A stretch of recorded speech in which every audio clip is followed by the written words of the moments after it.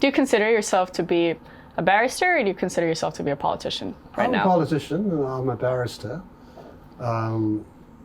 To me, they're much the same thing. Because when I look at politics, I look at it from the angle of a lawyer.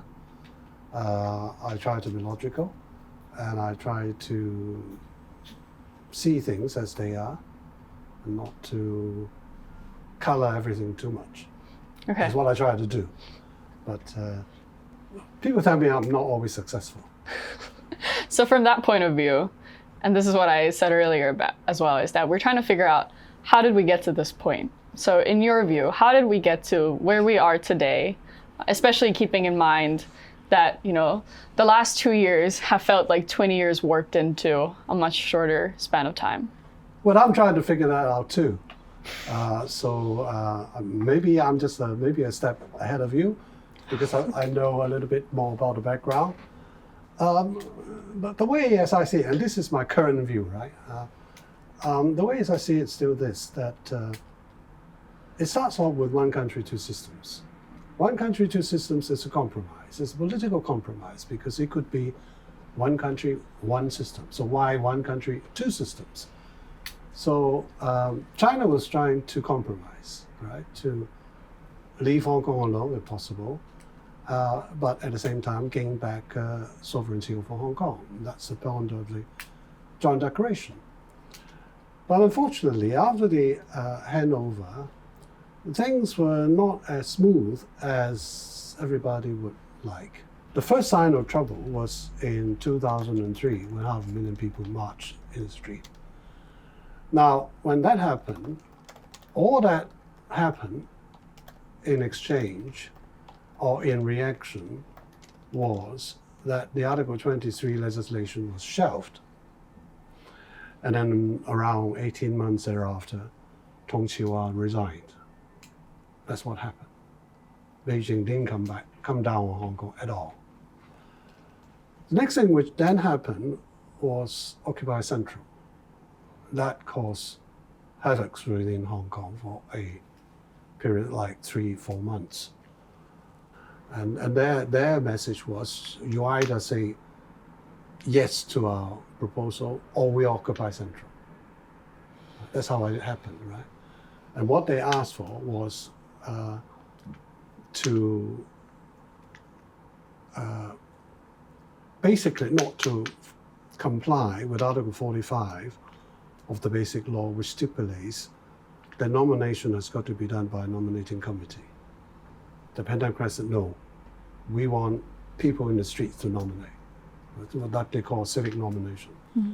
And that was the major disagreement between the two sides, which torpedoed the entire political reform. The nominating committee, the election committee, mm-hmm. the change in the nomination committee are divided into 3 parts, mm-hmm. right?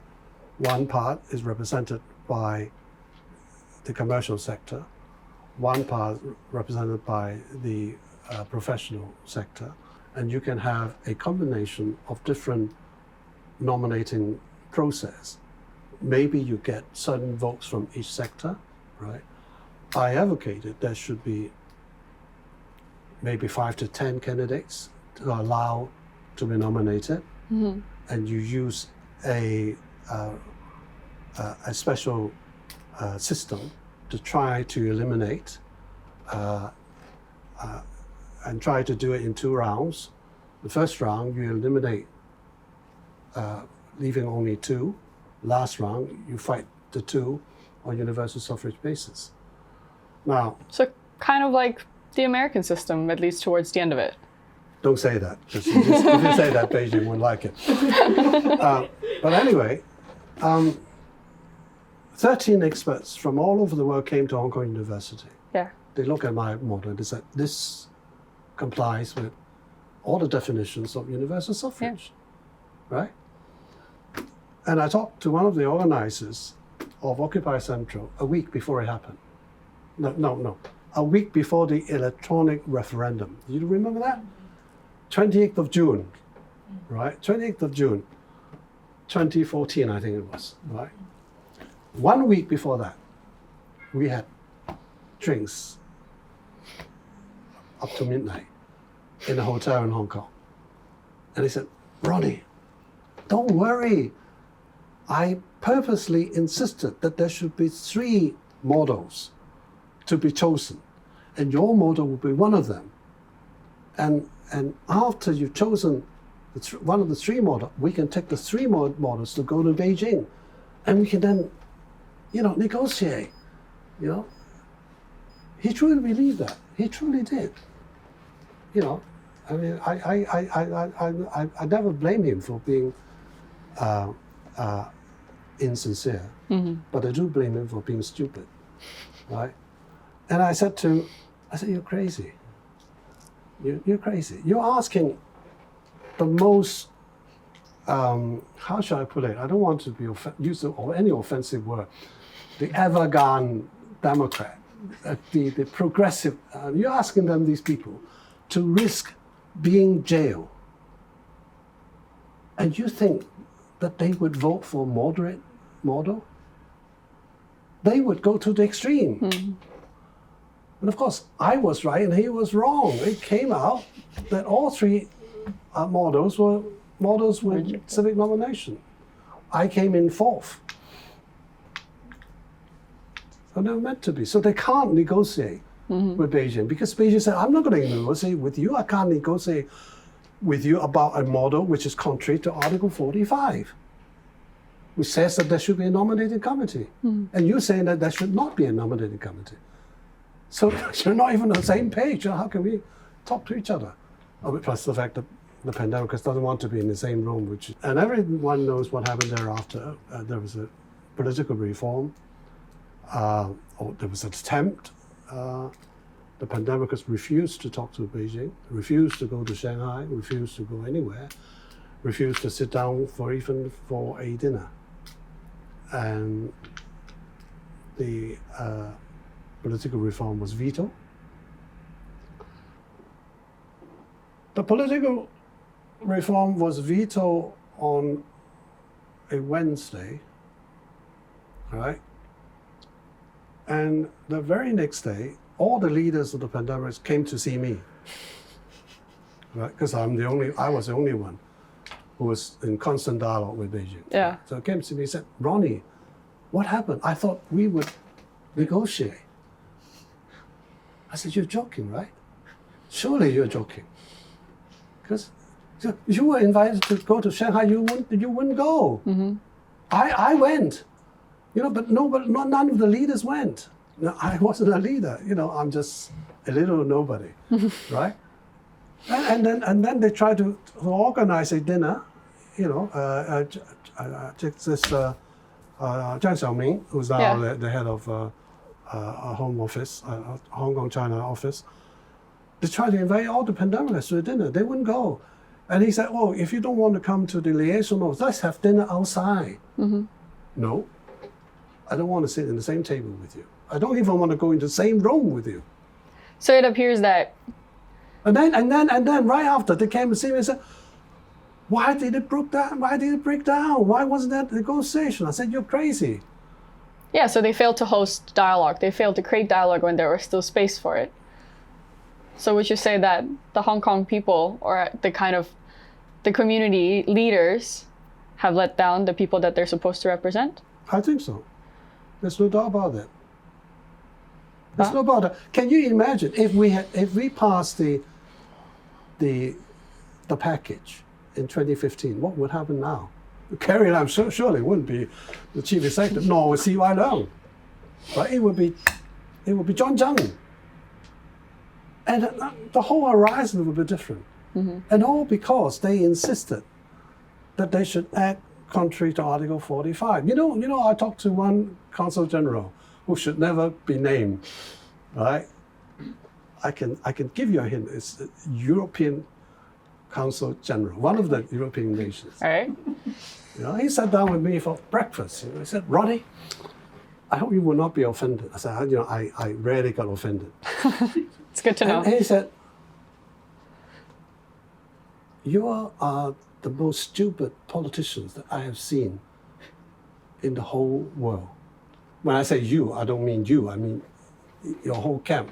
At that time, I was the pandemic. How can it be so stupid? Huh? Why didn't they just take it? A door ajar is better than a door closed. You just push it open a little bit this time. Next time you push it a little bit further. Once you got universal suffrage, albeit without the right to nominate, even if you don't have the right to nominate, there is no going back. Right? So why didn't you take it? And I tried to explain to him, I said the same thing to him as I said to you. I said this because they believe that if they occupy Central, Beijing would kneel. Beijing would say, I'm sorry, I give up. Isn't that a little bit naive? Actually, before that, I went up to Beijing, and before I went and talked to each of the leaders of the Pan-Democrats. And I said, I'm going up to Beijing. Is that a message that you want to pass through? They said, no. I said, okay, let me ask you this one question. If there is one thing which you would like Beijing to do to allow both sides to sit down and talk to each other, what is it that you would like Beijing to do? Different people gave me different answers, but essentially it comes down to two things. One, CY Leung must not run. Two, you must give back all the home permits to all the Pan-Democrats. But before that, I have to explain that because the relationship was so sour, a lot of the home return permits were taken away from the Pan-Democrats so that they couldn't return to the mainland, even if they wanted to. So these are the two things. Right? So I went up to Beijing and I talked to the people I could talk to. I have to explain that I don't talk to the leadership. I don't have that kind of clout. I talk to, the major, the leading officials, right, who are bureaucrats, not decision makers. I asked them the same thing. I said, what is it that you want the Pan-Democrats to do so that both sides can sit down and talk to each other? And he said, two words in Chinese, one word in English, respect. Right? He said, respect. Okay, I said, okay. And then I told them what the Pan-Democrats said. And he said, okay, we'll think about it. I returned to Hong Kong, and in September, I'm not saying that this is all my doing, but in September, CY Leung declared suddenly he's not running. And then following that, all the return permits were returned to the Pan-Democrats. Right? But there was no reaction from the Pan-Democrats. None. Right? But 2019 was something different. It was, I think, looking back, it was the last straw which broke Beijing's back. And basically they're saying enough is enough. We're not going to tolerate that. And so everything which happened thereafter, we know as part of the story. You have national security law, you have the revamp of the election process. I sincerely hope that is the end of it, right? But whether it would be the end of it, I don't know. The point is never to take away the liberties of the people in Hong Kong. And that was never the point. You can see it happening in Hong Kong right now, right? There is only one point, which is to respect the exercise of sovereignty over Hong Kong and to prevent disintegration of the nation. You have to understand the mentality of the Chinese. We have suffered for so many years, right? And Hong Kong was taken away from the motherland by force because of the Opium War, right? And so it is the devolved responsibility of all the leaders of communist China that we must do our best to unify China again. And that means take back Hong Kong, Macau, and unify with Taiwan. That is the only political aim which is most important to the regime in Beijing. So Hong Kong, in this sense, occupies a very important position, not so much of our financial resources, certainly not economical, but politically, it is one thing that Beijing leaders would fight. They would, I think, go to war to keep Hong Kong, Macau, and Taiwan within China. And so for people to, during the 2019 riots, for people to wave the UK flag and the US flag in the street, calling for the liberation of Hong Kong, is not something that Beijing would tolerate. In fact, Beijing had put out a very clear warning on the 20th anniversary of Hong Kong when Xi Jinping came to Hong Kong. And you remember he gave a speech. And he made it very clear, and I thought it was very, very clear. He said, this is the red line. National integrity is the red line. You can ask for anything about this red line, but if you cross this red line, there will be trouble. Right? But nobody took it seriously. Unfortunately, nobody took it seriously from Xi Jinping. Now, you see what worries Beijing? I tell Beijing the same thing. I said, look, if you look at the pan-democrats, there are only, a few small parties who espouse extreme views, right? Who would, do crazy things in LegCo, right? So why make life difficult for everybody? And you know what their answer is? The problem is they never want to draw a line between themselves. Can you imagine that 60% of Hong Kong people support the pan-democrats? And yet the pan-democrats have never condemned violence and never condemned those who broke the law or tried to kill policemen. Not a single word. Now the problem then becomes that this group of people can command or to lead a following which can be the majority of Hong Kong people.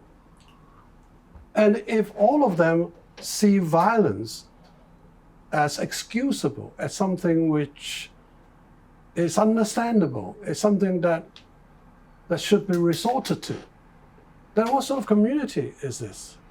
No, but these are different times. 2002 didn't have the riots. We had the riots in 2019. Mm-hmm. And LegCo was paralyzed for 7 months. You remember that? How do you pass a law when LegCo was paralyzed? Mm-hmm. You can't, right? So, and of course, at the end of it, you have to look at a matter of fundamental difference, right? Article 23 is national security. Mm-hmm. National, underline the word national. And it's not Hong Kong security. Right. And if you look up the Joint Declaration, there is not a single word about national security in the Joint Declaration. But you ask yourself, the Joint Declaration is to accept that China would exercise sovereignty over Hong Kong. That's the point of the Joint Declaration. Mm-hmm. Are you suggesting that even though China regains sovereignty in Hong Kong, it cannot safeguard its sovereignty or preserve its sovereignty? Are you saying that? If you say that, you're acting contrary to the Joint Declaration. So I want to debate with the Foreign Secretary of the UK. I wasn't jumping for joy when I saw the national security law. But I saw it in draft, and I thought the real thing is a huge improvement of the draft. Right? As a lawyer, I look at all the provisions, and I said, it's not good, but it's not bad either. And I also ask, I keep saying to people who ask me this question, I said, ask yourself this question. Was that an attempt to strike a balance? The answer, unquestionably, is yes, there was an attempt. You may not agree with the balance struck. You may think it's too much over this side, too much over that side, but there was an attempt. You know, you look at the national security law, and you compare the national security law with the Hong Kong national security law, and you will immediately see the huge difference that you see. People can forgive Singapore, but people won't forgive Hong Kong because of our heritage, because Beijing is behind us. Singapore has no Beijing behind it. So people can easily forgive Singapore. Singapore can do anything without attracting any condemnation. But if we take one step wrong, I mean, so even if we don't take one step wrong, we got crushed. A lot of people say, you know, Beijing always interfere with the politics in Hong Kong. They don't seem to understand what the one country, two systems is all about.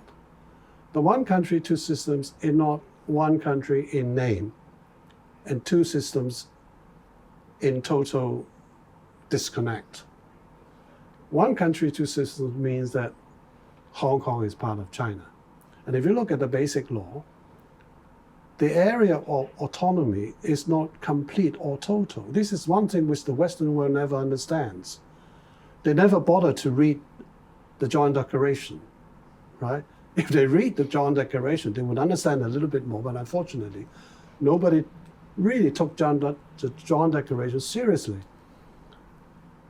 Hong Kong, under the one country, two systems, Hong Kong has a high degree of autonomy, but not complete autonomy, which means that anything to do with the entire nation, anything to do with foreign relationships, anything to do with defense, they're all Beijing's responsibility. Mm-hmm.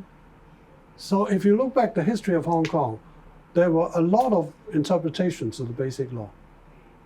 But if you look at each and every single case, all of them deals with clauses or provisions in the basic law which is outside the autonomy of Hong Kong.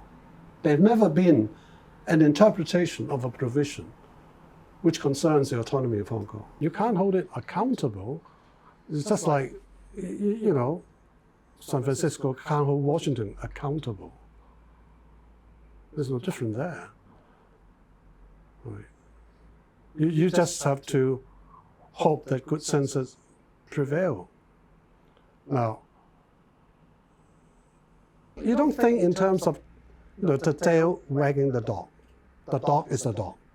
We're the tail. So we have to accept it, right? But we fight. I fight.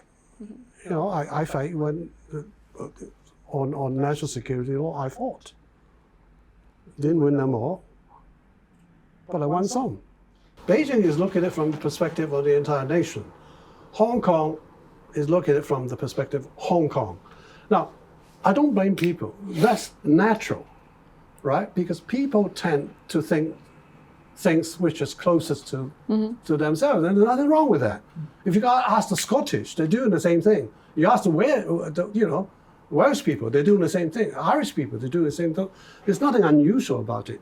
But when it clashes with a national perspective on the very thing which Beijing is concerned, then there is trouble, right? So it's all right for you to call mainlanders stupid, call them crash. It's all right. But if you say that, you want Hong Kong to be independent, then it's not all right, right? So, so people need to understand that difference. And I'm not saying that the main industries will understand it. I totally accept that it's not their responsibility at all. I mean, don't blame them. I blame the leaders. I blame political leaders. I blame community leaders, because they are responsible for looking after their flock. And for having dialogue. And for it's their responsibility to build up dialogue, to engage each other. But I think one of the fears that a lot of people have because of the NSO is that it makes it difficult to have dialogue. Too late. Too late? Too late. I'm a moderate, right? Yeah. And a moderate would tend to look things from both sides and try to do a compromise. But I mean, over the last 2 years, I really come around to the view that there's no point trying to talk reason with these people, because they would not reason with you. And so I've given up trying to talk to, people who bear very hostile views towards Beijing and the SAR government. That the best outcome for everybody concerned is for them to leave. Now, I'm not chasing them out. I'm not saying you should go. I'm just resigning to the fact that that we can't change them. And if we can't change them, many people would prefer that they exercise their right to leave Hong Kong rather than to stir up trouble again, throw petrol bombs again and do whatever crazy things they do, kill policemen and that sort of thing. We rather not. No police officers have been killed. Sorry? No police officers have been killed. By luck. By luck. Right? But it remains so at the moment that no police officers have been killed. One tried to slit somebody's throat. The other got stabbed in the back. Are you telling me that there was no intent to kill them? Have you looked at what happened when that person who unfortunately committed suicide? He tried to kill the policeman. And I was very, very sad that day. I came back from Beijing, and the moment I arrived in the airport, and this is the news to me, they greeted me, and it really broke my heart. And I asked myself, I asked my wife, I said, so what has been accomplished? What has been accomplished? You broke up 2 families. What is it that you have accomplished? 0, nothing. So why is somebody doing this thing, right?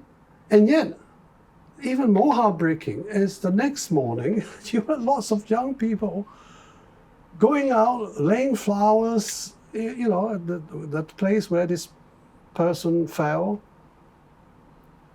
Chinese, the Hong Kong University Student Union thanked the person and say they were grateful for his sacrifice. Now that's really the one line which really not only broke my heart, but convinced me that they are beyond help. It was the craziest thing that can ever happen to human history, right? Everybody is trying to be wise afterwards. In Chinese, there's the word 事後孔明, Hong Ming is a very, very wise, what do you call it? Guan Si is what? A very wise general, right? Mm-hmm. It's the most clever general in the history of China, right? And people can be like that after the event. Because they look back and say, oh yeah, of course not. Who can imagine one lie can kick up so much trouble that Hong Kong almost entirely collapsed? Just one lie. What one lie? Sent back to China. Song Zhong, right? I'm telling you, we're talking about extradition. We're not talking about sending people back to China, right? But they picked the weakest link, which is total distrust of Beijing. And one lie works wonders. I was in the FCC debating with Dennis Kwok at the FCC. I don't know whether you were there or not. I was there. I laid up all the legal arguments and so on, explaining everything, the UK report and U.S. report everything, UN report everything, Yeah. After the debate, I came down, I talked to my friends, I got lots of friends that said, I did quite well, didn't I? He looked at me. He said, well, you won all the arguments, but you lost the debate. Because nobody was listening to all that. People were just saying that China is not to be trusted. So no matter what you say, it's not to be trusted. I certainly would like to see the one country, two system actually work, right? But don't ask me how we can achieve that, because I don't think anybody knows, right? But I do hope people would learn from mistakes, right? And that applies both to Beijing and Hong Kong. Right. And that eventually we'll get there. Oh, do you mind passing me a tissue so I can put my mask in it? Thank you. Sorry, I didn't shave this morning. I didn't think people would see me with my mask on.